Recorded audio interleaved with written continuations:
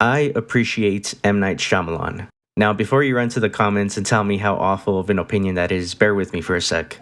I know it's the cool thing these days to come online and state how this once promising director went completely off the deep end, and I'm not here to argue against that. I'm not even here to change your mind on how you feel about this guy. I'm here to explain why, no matter how many hits or misses Shyamalan puts out, I'll always be watching his next project.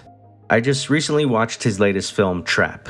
And I gotta say, I enjoyed it quite a lot. Was it perfect? No. Was it silly at times and often required me to suspend my disbelief? Absolutely. But did I have fun watching it?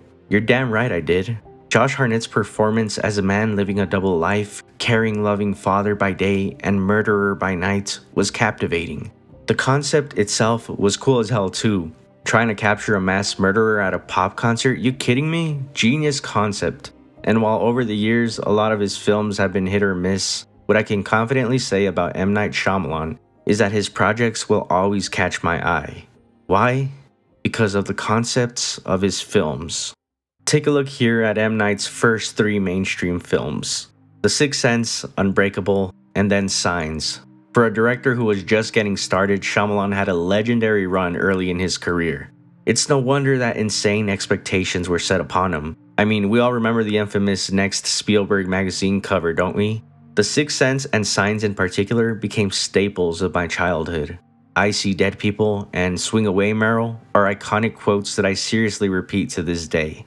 I don't know if you guys saw my previous video on The Twilight Zone. If you know anything about The Twilight Zone, it's that it examines human nature under the guise of sci-fi and horror. I didn't realize it as a kid, but I can now look back and realize why I loved The Twilight Zone so much. Because it reminded me of films like The Sixth Sense and Signs. And yes, I know I have that backwards considering The Twilight Zone came first by a country mile, but I discovered that show after I had seen films like The Sixth Sense and Signs. The Sixth Sense captivated audiences with its masterful blend of psychological horror and emotional depth, delivering one of the most unforgettable plot twists in cinematic history. Signs drew viewers in with its suspenseful atmosphere and profound exploration of faith and family, making the alien invasion storyline deeply personal and impactful.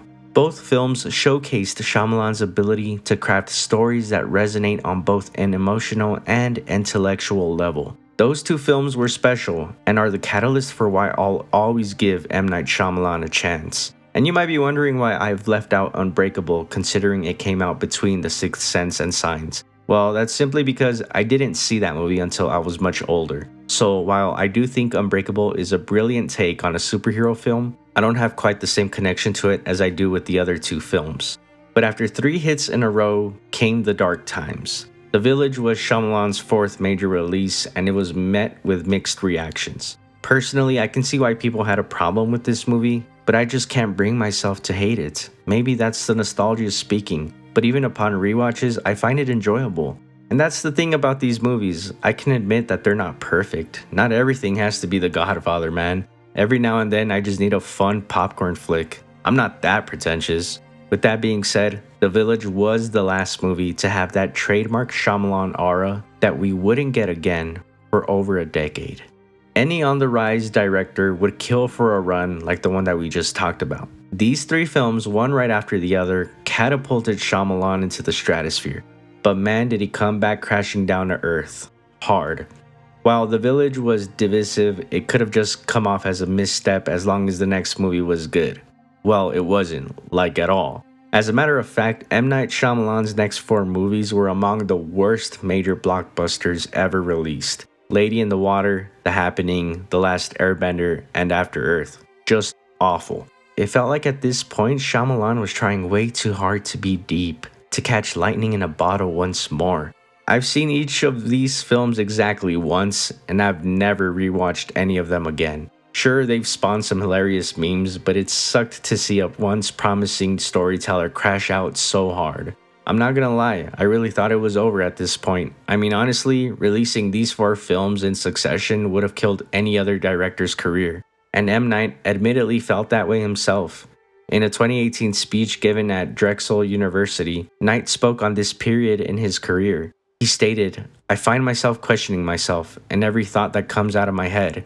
The world of my industry decides I have no worth. I am a cautionary tale, A person who got lucky for a time but revealed himself to be a sham. I do not believe in myself.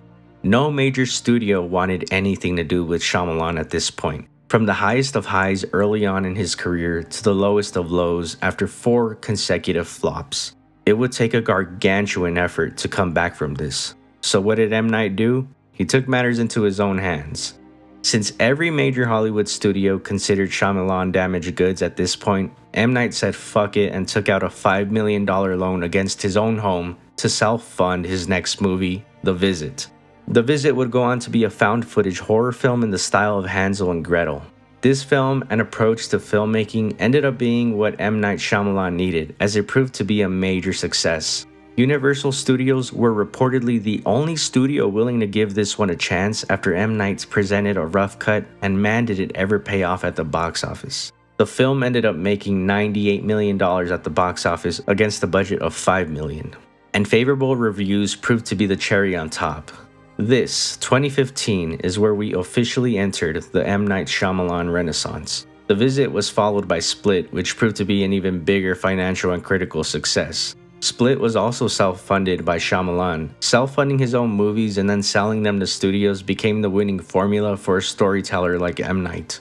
Like literally, putting your own money into making movies just for the love of the game is wild. But it shows in the quality of the films too. It's no surprise that his worst work came from big budget films, while his better films had smaller scale, more personal plots.